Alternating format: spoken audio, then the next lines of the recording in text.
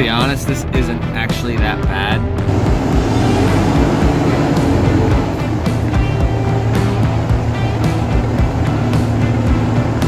Alright guys, so I've gotten a ton of comments on this thing about how I should have saved it and this and that, and I'm not here to bash anybody or go over you know, that side of things, but it kind of made me realize I should probably do a video on why this truck was not worth saving. And it goes down more than just, you know, we can go over some things. First things first, it is a little bit rusty, so it needs rockers. It needs a door, you know what I mean? So let's throw that reasoning aside, all right? So the next thing, first of all, I'm up in Pennsylvania. Everybody and their brother swears by four-wheel drive. So this is a two-wheel drive truck, all right? Two-wheel drive, guy had a bunch of money into it, but that's irrelevant. It's still a two-wheel drive truck. A lot of you guys up here complain about two-wheel drive trucks. Personally, I like my two-wheel drive trucks, but even right now, I'm running a four-wheel drive. So another thing that I kind of noticed as I've been tearing this truck apart, we can go over, and I'm getting a little distracted here, but third reason, this is a crank window truck. You guys don't want that shit, right? Crank windows, two-wheel drive, rusty. So third thing, one of the biggest reasons I wouldn't own it, which I will never own a crank window truck, I just won't. I gotta have all my options. All right, see that on the steering wheel? No buttons for cruise control, which means unless you have a tuner, a monitor, like say that guy, you can't just come over here and hit your button and do a high idle. And I know guys will say, oh, well, you can't high idle the manual trucks, and you can. There is a way around every single year, but you can high idle the manual trucks. Don't worry about that. There's no plugs in the doors for the mirrors, so the mirrors aren't even power. Basically all around this thing being a base model truck. But as you guys see, as I'm sitting in here, it goes deeper than just those reasons. So if you guys look at the wiring underneath this truck, I mean, this thing is just an absolute rat's nest. The amount of things that I have pulled out of this truck, this thing, whoever did the wiring on this truck, like we have rock lights and whatnot, but they weren't even wired in nicely. Like they're just electrical taped. And ultimately, at the end of the day, you guys see that. They're just chilling in there. This truck, in my opinion, is an absolute fire hazard. Now, you guys remember my 04. That was a truck that I kind of cobbled together, and I tried to see the minimal you could do to a truck and still get down the road and run Hotshot and like beat the shit out of it. And we determined a truck will go forever as long as you keep doing things to it, especially a 12-valve motor. But this truck has a 6.7 and a G56. It had a gear vendor's overdrive. It got replaced with a transfer case because it was cheaper. You guys see like things like this. Somebody cut this, so I kind of just kept going with it and was able to get that out without damaging the other piece. But ultimately, this truck is worth way more in parts than it was together. I know y'all can say what you want, whether it's coping or this and that, but at the end of the day, this truck is worth more in parts and will save a bunch of other trucks than it is altogether. Not to mention, this is a cab and chassis truck. So this dually rear end won't even fit under, say, my 2500 because the frames, I think, were a little bit skinnier. It does have the fuel tank in the back, which you can see why this is over here. Let's keep going down the list. One, no hitch receiver. I can't run a gooseneck in this thing. This thing would absolutely hit on my setup, even with the fifth wheel in here. Can't pull fifth wheels. A little bit of damage here. Exhaust is kind of fucked up. And you guys know, ultimately, I bought this truck for this thing right here. This is a Fleece Cheetah HE351VE variable geometry turbocharger. I specifically bought this truck for this turbo because for me to go out and buy this turbo is about $3,000, all right? So for me to go out and buy this truck was about $5,000, all right? You see where I'm getting at. So I essentially got a $3,000 turbo. Whether it's used or not, I pulled that thing apart and that thing is beautiful on the inside. So I'm going to be getting the kit. I'm not going to pull anything else off of this. I could take all the routing and this and that, but BD sells a full kit. We're going to be getting a manifold. We're going to be getting all of the coolant lines and fittings and all the stuff that we need with a controller for $1,200. and it will physically bolt onto my truck. And we will have a VGT, and we are going to send it without the valve springs. A lot of guys said you don't need the valve springs on them, so if you end up needing the valve springs and I end up fucking myself because I don't do valve springs, that's on me. It is what it is. That's just me kind of being cheap. I would love to do them, but at the end of the day, if they're not needed, they're not needed. All right, so second thing, going over this truck entirely, this truck is the one that had a $47,000 bill on it. That was parts and labor from a previous shop. Now, unfortunately, I'm gonna say whoever did the wiring on this, you shouldn't be touching wiring. Absolutely garbage. Whoever did the wiring on it, this thing is an absolute fire hazard. Secondly, the turbocharger, nuts. That back one was missing, and the other three, I had no problem getting them off with a standard 15mm wrench, just click. They all came off easily. Granted, great for me, it was easy to remove the turbo. For performance and correctness, kind of bullshit. Yeah, somebody didn't do a great job on this truck, unfortunately. So this engine, we are going to be pulling this off. I'll be selling this separate. If you guys are interested in that, I'm going to post it for $450 shipped. If anybody wants that, I still got to get that off, but I can't lock the motor down. This engine does have a towing cam in it. It has ARP head studs. The guy did spend the money on the VGT turbo. The guy spent a ton of money everywhere. I know you guys are saying, well, what did he spend the 47 grand on? He had a gear vendor's overdrive. He had a G56 rebuilt. He also had a dual. All right, so I got interrupted by a bot trying to offer me a business loan. Don't need that shit. So, other than that, I don't know performance-wise if they went through and did injectors or anything like that. But this motor is spoken for, and the wheels and tires, I got to get those taken off. And then the rolling chassis. So the axles, the frame are, I made a deal with another one of my customers. So we are trading that out. And then I got to figure out what to do with this bed and cab. And we're working on pulling the dash now. He did do a radio, and he also had a tuner, the Smarty in this. He had gauges installed, which the gauges and the fan clutch, those are spoken for. I've already been paid on those. So those need to go. Brake controller and stuff like that. But ultimately, guy had a ton of money into it. I know tires came into play there somewhere. The tires are actually in really good shape. You guys will see. And then the service box and this and that. So, I mean, this guy had way more into it than just that bill. That was just that one specific bill. And I got to see it firsthand. I know what money is in this truck.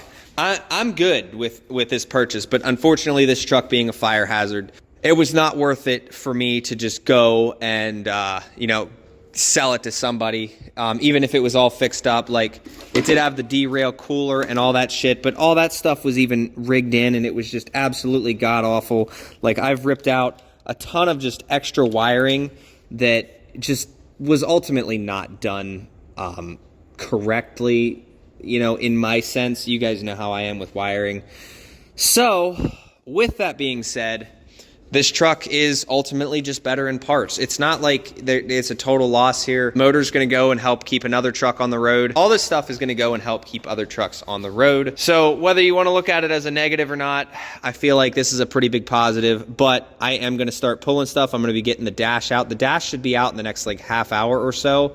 I'd like to get the dash pulled and the interior pulled, get these doors off, get those all set aside. But things like that, I don't even know what that was for, but the guy's using speaker wire, and this trailer brake controller's just kind of in here rigged together, all this stuff, electrical tape. I don't trust any bit of it, and it's hung up there with metal coat hanger. See that? So there you go. There's why I am not going to do that.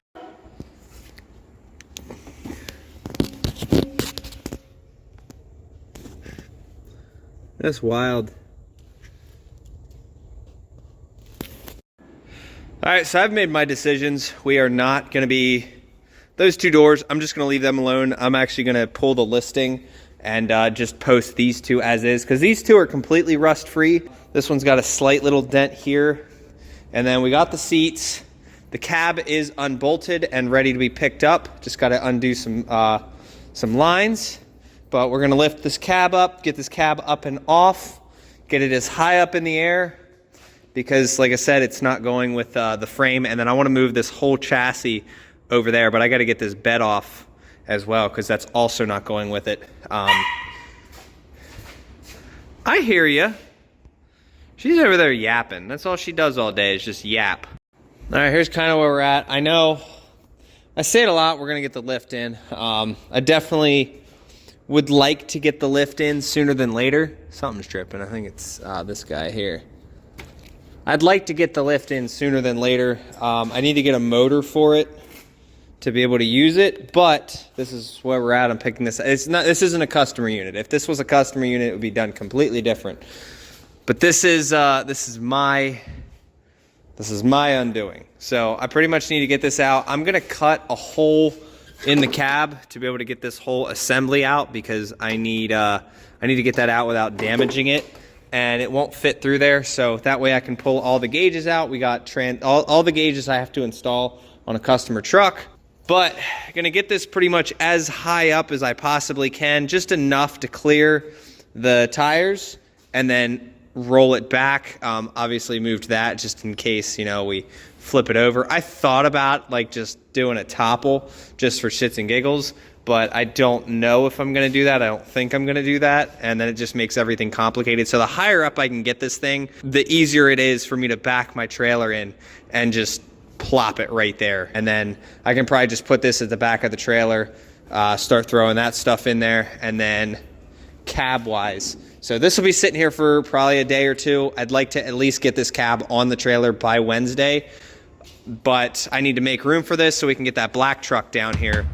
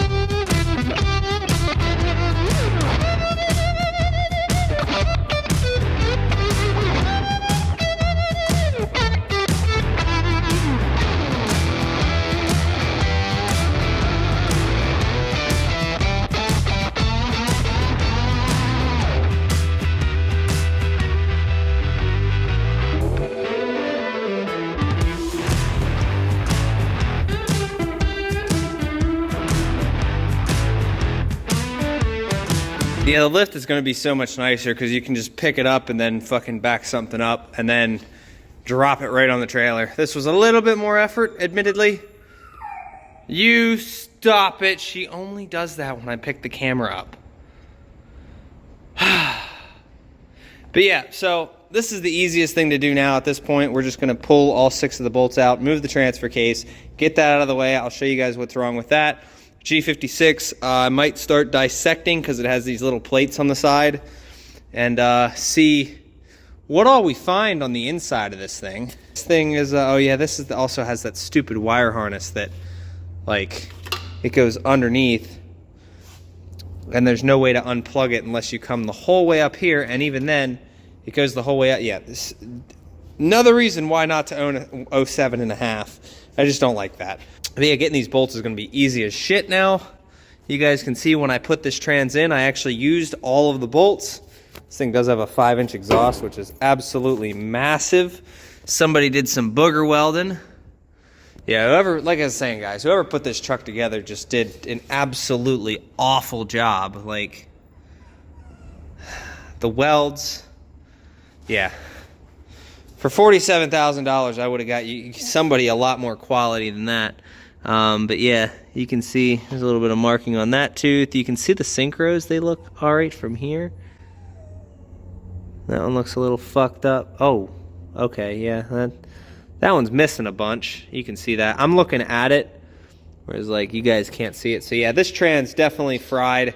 Gonna sell it as a core, make sure people know that. But yeah, it's definitely a core.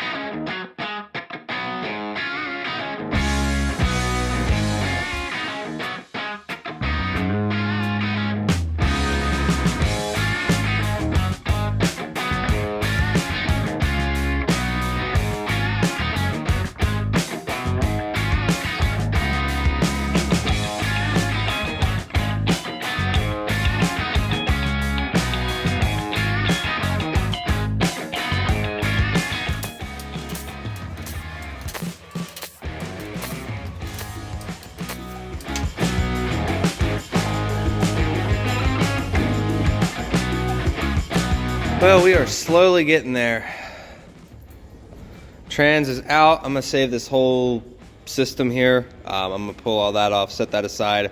We got the clutch and the spacer. Someone's actually coming to get that around 2:30 or 3 o'clock today. I started looking around. The trans isn't seized, but I don't know if there just wasn't any fluid in it or what, because it didn't, like you can see here, it's draining a little bit, but it's dark and there wasn't much in it. I'm gonna put something on that. Not much came out. There's gears that are sheared in there, and synchros are fucked up. It's stuck in gear. So we sold that as a core.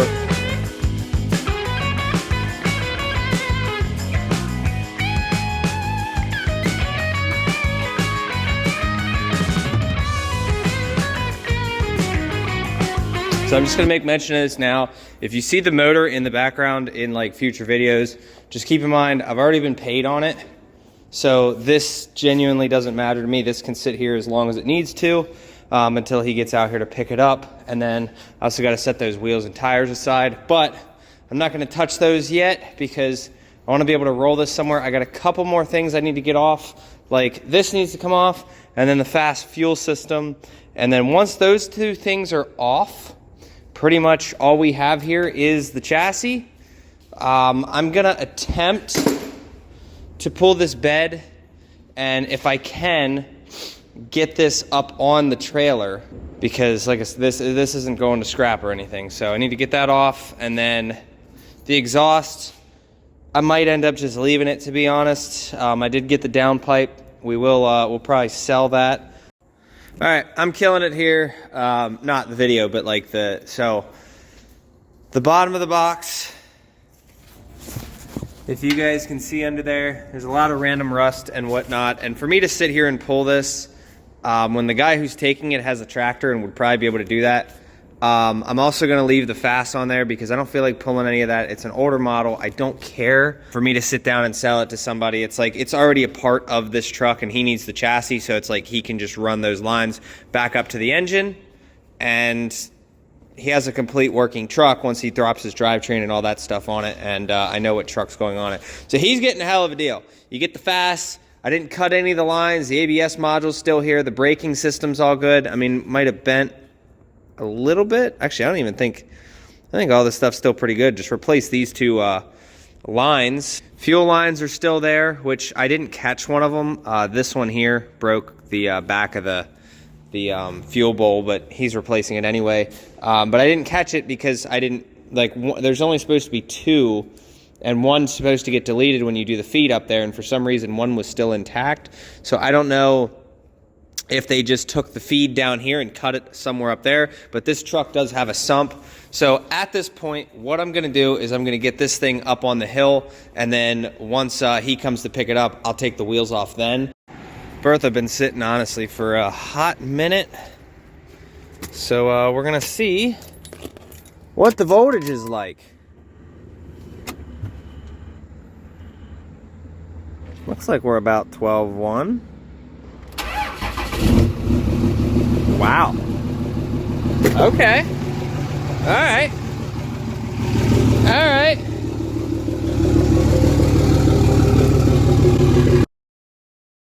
All right, so I had to jack the shit out of my truck to get it to latch. We got the wheels turned that way so we can avoid the cab. We're gonna pull it out, bring the black one down. So that pulled out. You guys tell me, how in the fuck I didn't hit that if the tire's there? Ain't no way I cleared that. There's no way. No way I cleared that. That had to have shoved this cab. I don't know, weird. That's where it ended up. It was here, then it was over there, unless like, I don't know. I'm just gonna film it, see how it goes. I'm gonna keep these not tied down so that way I can like steer it if I need to.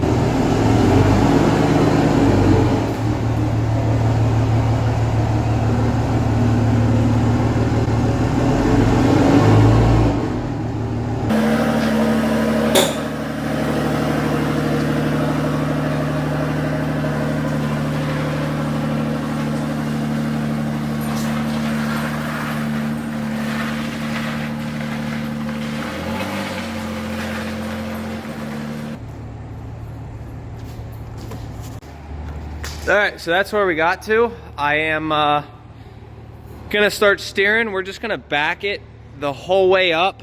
I was wondering why it was skating, and my back tires are coming off the ground because of the way that this thing is. So I'm gonna get these things skated the way that I need to, back them the whole way up. But yeah, that thing is up there. So we're bending this down, lifting the back of the truck up. So should be all right. I'll be honest, this isn't actually that bad. And the fact that I can kind of manipulate the steering a little bit. Like I want it to go that way. It's working. And then if I need to, I can go out and straighten the wheels, which with no motor or tranny in it, it's so light. Pry bar works perfect. But doing it this way is way easier than going up there and trying to turn around because I just pulled out and back straight up. Whereas like pulling out, trying to get it to clear everything, yeah, this way is definitely a lot easier. And we have a ton of clearance, believe it or not, between the bed and the cab. Or the bed and the other bed. So like, it's not that bad. So here's where we're at. This one here, like I was saying, we're gonna back up to it, and then once the PCM comes, I'm gonna swap it out. I wanna get the shop cleaned up, and then we'll bring this one in probably later today, if not tomorrow morning. But we're getting there. We're getting close. He said as long as we can get this thing running, we got a couple of other little odds and ends to do to it. So fan clutch, I know I told you guys about that. And then maybe mirrors, but we're gonna be doing the gauges to it as well. But this thing, yeah, all this over a PCM. I had two companies that I work with. One went under new ownership and the other one got hit with the hurricane. Hopefully his is good, the one that he sends. And all right, we're done. We got that one done. We got two trucks coming in right after this one. Let me know if you guys want to see a video of me shit showing this thing up on top of a trailer. But we're pretty much gonna call it here. But we do got a ton of parts. We just got rid of the G56. He just came. So we are officially done for the day. That's where we're at. If you guys need anything, we are in Carlisle, Pennsylvania. CP Logistics and Diesel Repair. But technically mobile, but I have a shop now. So none of the mobile stuff. Don't be calling me for mobile jobs unless you're willing to pay a lot of money. But for main thing, in the shop, we're 95 an hour. Nothing crazy, but I just gotta get that thing out. And then we're gonna be back in 2 trucks in. So appreciate you guys for watching. I know some of you guys enjoy the shit show, but see ya.